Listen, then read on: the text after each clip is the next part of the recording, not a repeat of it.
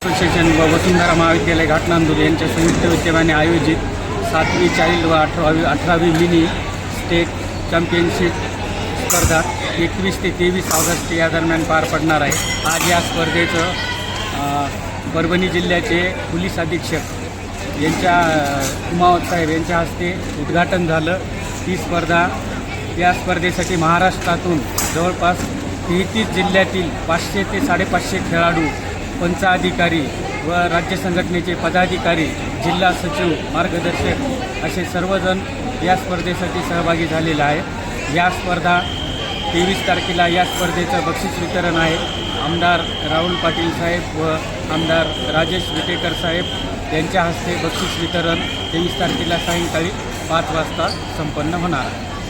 परभणी जिल्ह्यामध्ये अशा राज्य स्पर्धा कमीत कमी 6 ते 7 वेळेस झालेल्या आहेत। सेलूला 3 वेळेस राज्य स्पर्धा झाली, जिंतूरला एकदा झालेली आहे आणि परभणी शहरात पण 3 ते 4 वेळेस राज्य स्पर्धा झालेली आहे।